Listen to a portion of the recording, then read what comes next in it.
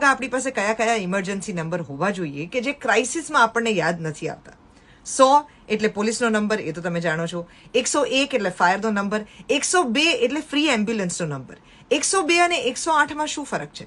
Free ambulance એટલે 102 અને emergency ambulance એટલે 108. આ બંનેને કન્ફ્યુઝ કરવાની જરૂર નથી. તમારે માત્ર એમ્બ્યુલન્સની જરૂર છે, પણ એના માટે એકદમ અર્જન્સી નથી તો 108ને ડિસ્ટર્બ ના કરશો. એની પાસે વધુ પ્રાયોરિટીમાં ઘણા બધા કામ હોય છે. આ સિવાયના ઘણા બધા એવા નંબર્સ છે કે જે આપણી પાસે નથી હોતા હાથ વગા. જેમ કે કોઈ પણ સિનિયર સિટીઝનને ક્રાઇસિસમાં મદદની જરૂર હોય તો 1091 1091 એ નંબર છે કે જેને તમે ડાયલ કરી અને આપણા દેશની અંદર મદદ લઈ શકો છો. 1091 અને 1291 આ બે ઓપ્શન સિનિયર સિટીઝન માટે છે. કોઈ બાળકો ડિફિકલ્ટ સિચ્યુએશનમાં હોય તો બાળકોને આ નંબર ગોખાવીને રાખો, 1098 1098.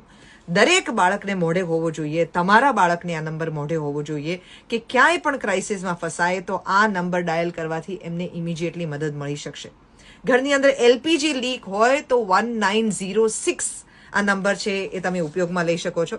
તમે બહારગામ ક્યાંક ગયા છો, ટુરિસ્ટ તરીકે ગયા છો અને તમારે મદદની જરૂર છે તો ટુરિસ્ટ હેલ્પલાઇન નંબર છે 1363 1363. આ નંબરને ઉપયોગમાં લઈ શકો છો. તમારી સાથે કોઈ રોડ એક્સિડન્ટ થાય નેશનલ હાઈવેની ઉપર તો 1033 અને રોડ એક્સિડન્ટ એમને આપણા શહેરની અંદર થાય તો 1073.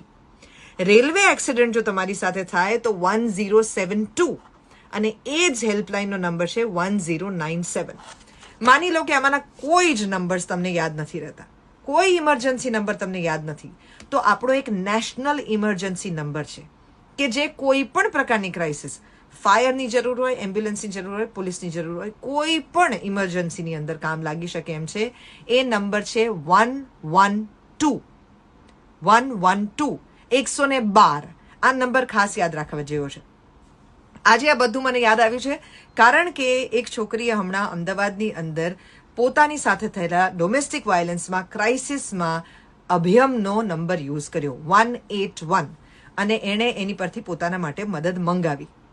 આ નંબર એને યાદ હતો એટલે એ પોતાને મદદ કરી શકી. તમારા ઘરમાં પણ દરેકે દરેક વ્યક્તિને જો આ નંબર યાદ હશે તો તમે તમારા ઘરના લોકોને, તમારી પોતાની જાતને ક્રાઇસિસમાં મોટી મદદ કરી શકશો. Save this.